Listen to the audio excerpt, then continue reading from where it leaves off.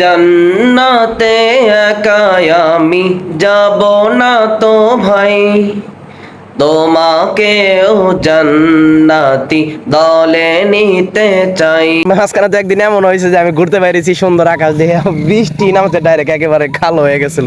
আর এমনিতে মোটামুটি আমার সব জায়গায় ঘোরাঘুরি করা শেষ, শুধুমাত্র শ্বশুর বাড়ি বাদ দিয়ে। একটা দৃশ্য দেখালাম পিছনে, সেফ ল্যান্ডিং দিছে এখানে, এই জন্য তোমাকে অনেক ধন্যবাদ আর আল্লাহর শুকরিয়া আদায় করি আলহামদুলিল্লাহ। আর 2 নাম্বারে দেখেন কোনে আইছি। বৃষ্টি নামলে আমরা জামুগা, রোদ বেশি বাড়লে আমরা কাজ বন্ধ রাখুম, এরকম তাদের কোনো সুযোগ নাই।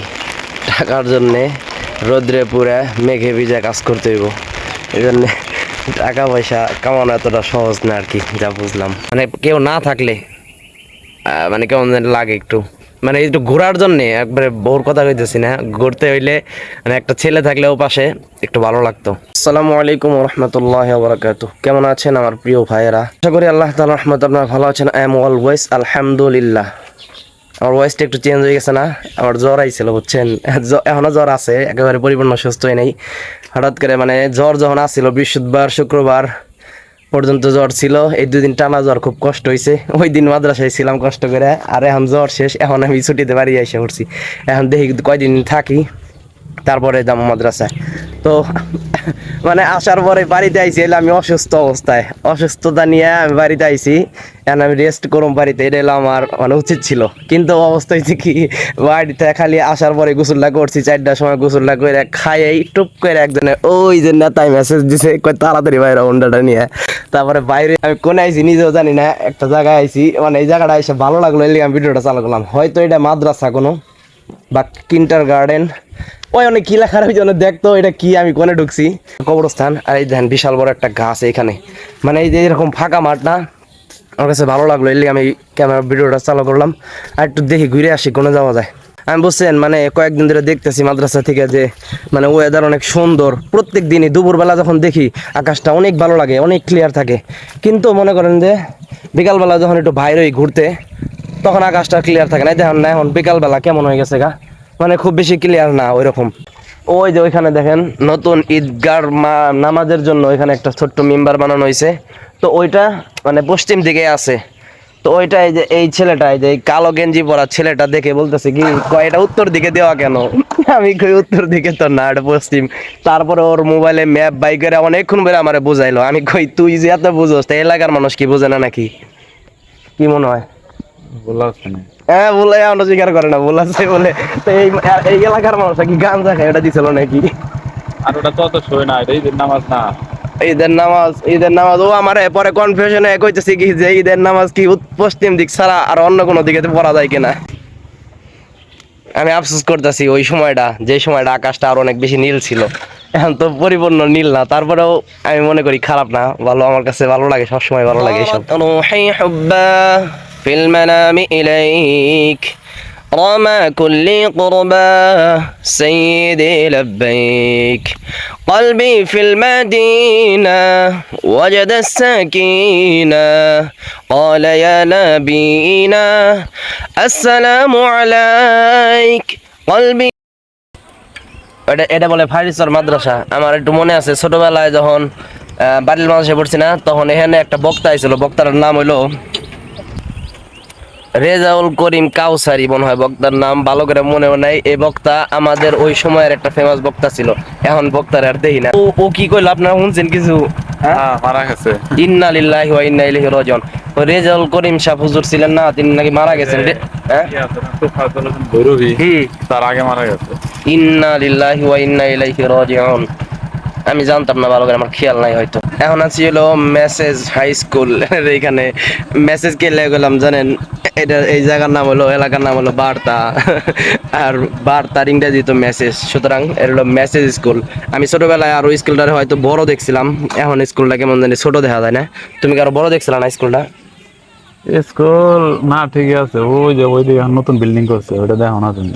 কি জানি, আমার কাছে মনে হয় কি লাগে জানি আমি এটা আরো বড় দেখছিলাম, এখন এটা আস্তে আস্তে কেমন জানি ছোট হয়ে গেছে। জিনিস তো ছোট হয় না, বড় হয় আস্তে আস্তে। মাঝখান দিয়ে একটু পাকা রাস্তা পাইছিলাম, এটা দেখে খুব খুশি লাগছিল। খুশিতে খুশিতে মজায় মজায় আইছি, কিন্তু এখন যে অবস্থা রাস্তার, ওরে আল্লাহ রে আল্লাহ, আকাশের ভাবসাব বোঝা যায় না। মানে এক সময় অনেক সুন্দর হয়ে যায়, আবার মনে করেন যে এমন কালা, আমার যেহেতু কালা হয়ে যায়। এখন মনে করেন যে রাস্তার এই যে একটা দুইটা পাশের মধ্যে মনে করেন এই পাশটা অনেক বেশি কালো, আবার এই পাশটাই কত সুন্দর একেবারে। ড্রাইভার সাহেবের আজকে অনেক কষ্ট হয়ে গেল না? রাস্তা হুন্ডাও এগোর বেগোর একটু বরবারই করে, মানে দুইটার ভিতরে একটার মধ্যেও নাই আর কি ভালো করে হতো। তারপরেও কোনো রকম নিরাপদে সেফ ল্যান্ডিং দিছে এখানে, এই জন্য তোমাকে অনেক ধন্যবাদ আর আল্লাহর শুকরিয়া আদায় করি, আলহামদুলিল্লাহ। এখন আপনারা এখন এই দৃশ্য কার না ভালো লাগে? চটপটি খাবেন নিকা? তুই ওখানে যা একটু দাঁড়া, আমি আসতেছি 1 মিনিটের মধ্যে। আর আমার না একটা গোপন কথা কই, অনেক কলবি ফিল মদিনা ওয়াজদ সাকিনা মুহাম্মদ নবীনা। পিছনে গাড়ি এমন নিয়েছি তো নিয়ে শরমে আর কই ওরম না। দিন আর না, ঠিক আছে ভাই। তোমার আমি নক দিবেন মেসেঞ্জার। ঠিক আছে ভাই। শরম পাইছি, গাড়ি আমি বললাম না গাড়ি আইতেছে, এই গাড়িতে তিনি আসতেছিলেন, আমার ভাই ছাত্র ভাই একসময় পড়ালেখা করতো। মনে করেন যে এখন অবস্থা হয়েছে কি, আমরা এই কয়েকজন পড়ালেখা করি, আর সব অধিকাংশ পোলাবানি মনে করেন পড়ালেখা বাদ ছয় বিয়ে টাকা করে লেছে, চাকরি করে, টাকা পয়সা ইনকাম করে। আমার দোয়া করেন আমার জন্য তাড়াতাড়ি। কোনটা ভালো হইব ক? আমি না জানেন কোন জায়গায় ঘুরবে গেলে খাইবার মন চায় না, মানে খাইতে শরম লাগে, অনেক মানুষ থাকে। এখানেও আমি আইবার চাইছিলাম না, প্রথমে ভাবছিলাম অনেক মানুষ আছে বুঝছেন, এখানে একটা বেড়া দেওয়া, ওই পাশে মানুষ আছে, আমাকে ওই পাশে নাই। হ্যাঁ, পর্দা জাগো করা দরকার, তারা করতেছেন আমরা করতেছি। আমরা পর্দা করতেছি। আমরা জেনে আছি এখন দাঁড়ায়, এই আশেপাশে আর দোকান নেই, একটাই ফুচকার দোকানে ঝালমুড়ি বানায়, ফুচকা বানায়, আর একটা কি জানি বানায়, আর হালি, যাই হোক গোড়ার ডিমা বানায় কিছু। আর এখান দিয়ে দেখেন হোয়াট এ ভিউ, মানে এখানে যে বাতাস আসতেছে বেটার, দোকানের লাইট আছে, ফ্যানের খুব বেশি দরকার পড়বো না এই জায়গায়। আমার একটু মনে করাই দেন, তুই মনে করাই দিস কি করলাম বুঝছিস? বাইরে অনেক বেশি বাতাস তো, এই কারণে আর ভিতরে বসে রইলাম না, এই কারণে বাইরে চলে এলাম, বাইরে বসে খাই। এত দেরি হয়ে যাচ্ছে, আবার বাইরে বললাম ওই জায়গা থেকে অনেকক্ষণ ধরে বানাইতেছে, ওয়াই না এতক্ষণ লাগলে ভালো লাগে। আর যাই হোক সবকিছু মিলে আমি একটা কথা কই, এই যে দেখেন যে জায়গাটা আইছি না, আমি চিন্তা করি এরকম জায়গায় আমাকে একটু জায়গা থাকতো, মানে এরকম রাস্তার পারে আমাকে একটু জায়গা থাকলে আমি একটা সুন্দর এরকম জায়গায় বাড়ি করতাম। মানে আমার কাছে এইসব জায়গা ভালোই লাগে, এরকম এই যে ফাঁকা জায়গা দেখেন না, আশেপাশে কোনো ই নাই, ওইসব জায়গায় এলে আবার একটা ঝামেলা হয়তো কি ঝামেলা মনে করেন যে ওই যে ইয়ের সুবিধাটা পাইতাম না, যেমন আশেপাশে দোকান থাকতো না, মানে মার্কেট এগুলার লেগে দূরে দূরে যাওয়ার লাগতো। আর এরকম জায়গায় যদি বাড়ি করি, মনে করেন বড় লোক কেউ বাড়ি করলে তার বাড়িতে অনেক বেশি টাকা পয়সা ধন সম্পদ থাকলে মনে করেন ডাকাইতের জন্য অনেক বেশি সুবিধা হইব।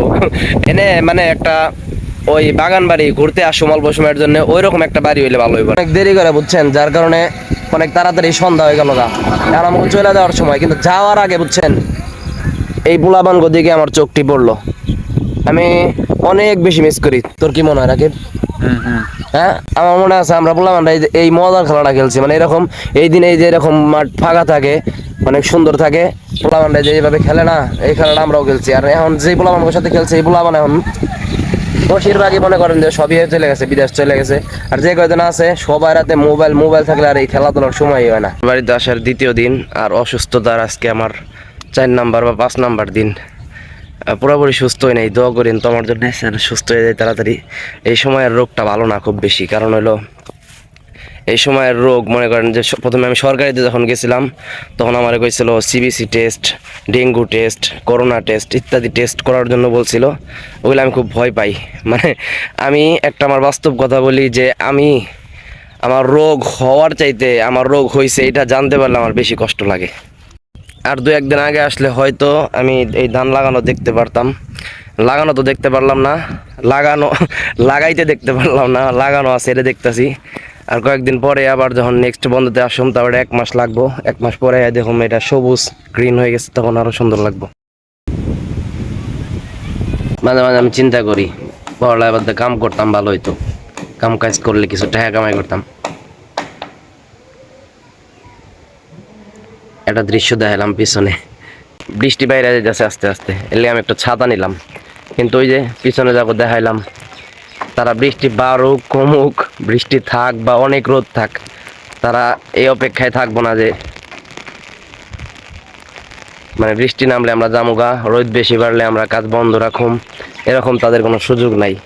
টাকার জন্যে রোদ্রে পুরে মেঘে ভিজে কাজ করতে হইব। এই জন্যে টাকা পয়সা কামানো এতটা সহজ না আর কি, যা বুঝলাম। ওই পিছনে একটা আম গাছ, আম গাছের এটা দেখতে পারবেন না, আম গাছের স্টোরিটা কই। গতবার যখন দেখাইছিলাম আপনারা, 2বার দেখাইছি ওই আম গাছটা আমি। অনেক নিচে গাছটা, মানে অনেক আম ধরছে তো, মনে করেন বড় বড় আম। গত একটা সপ্তাহ আগে, একটা সপ্তাহ ডিফারেন্সে একটা আমও নাই, অনেক আম ছিল। তো পরবর্তীতে আমি ভাবছিলাম যে, বলছিলাম যে পাবো না, মানে নাই তো নাই, আমও নাই, আমি থাকতে পাকেও নাই, এখন আমও নাই আর কি। ওই দিনটা আমি খুব মিস করি, যে সমস্ত দিনে আমি ঘাস কাটতাম এই ক্ষেত দিয়ে। এখন একটা জিনিস কি জানেন, এই যে কত সুন্দর ঘাস হয়েছে খেতে। আরও ওই যে ওই পাশে আছে কয়েকটা খেতে। এখন কাহিনী হয়েছে কি জানেন, আমার ওই দিন নাই যে ঘাস কাটার দিন আছে যে আমি ঘাস কাটুম, তা না হইলে আমি নিশ্চিত যে ওই খেতে ঘাস কাটতাম। আর কয়েকটা খেতে, যে খেতে বোকানা খাইতাম, ওই সব খেতে ঘাস কাটা শুরু করে দিতাম। আবার নতুনভাবে পরিচয় করে দিই, এই যে ওর জন্য আধা ঘন্টা ধরে অপেক্ষা করতেছি। নষ্টা এটা একটা বন্ড, আমাদের বন্ধু বানাই দিয়েছে। আমি কি বন্ধু নাকি? আমি জানেন আপনারা অনেকক্ষণ ধরে আমি হেল্প করতেছি কি কয়তারে তুই আয়, আমি বাড়ির সামনে খাড়াই আছি। আই কইছে বাড়ির সামনে কথা কইছে, আমি বলছি বাড়ির সামনে খাড়াই থাকবো। এখন দেখি নাম ওকে না রয়েছে। একটু নদীর পাড়ে এখানে ঘুরতে আসলাম, একা একাই আইছি, কারণ কাউরে পাইতেছি না। অনেক বাতাস, এই জায়গায় দাঁড়ায় থাকতে এমনিতেই অনেক ভালো লাগে।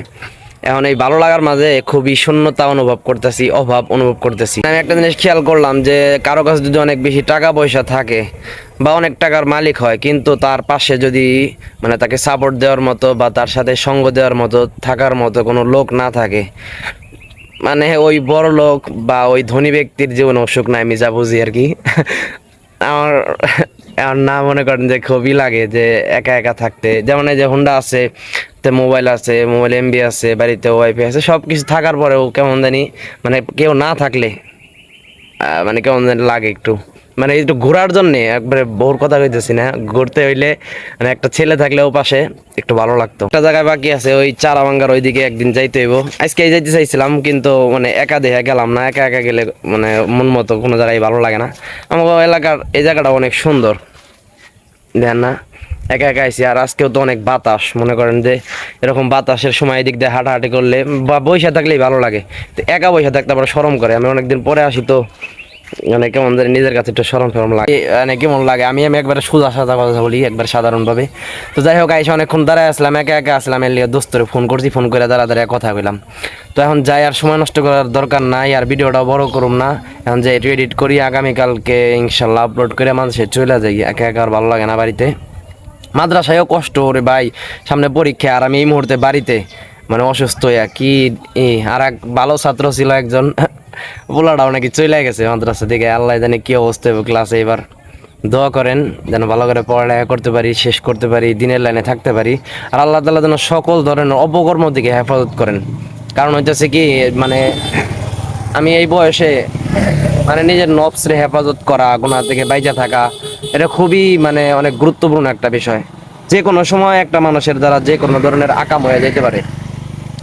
মানে চিন্তা করা যায়, এই যে মুরাদনগর না কুমিল্লা কি জানি হইলো, এটা তো আছে বড় মানুষ করছে। দেন না, আমি একজন মাদ্রাসা ছাত্র, আমার ভিতরে তো আছে একটা খারাপ কত ধরনের কত কিছু থাকে না।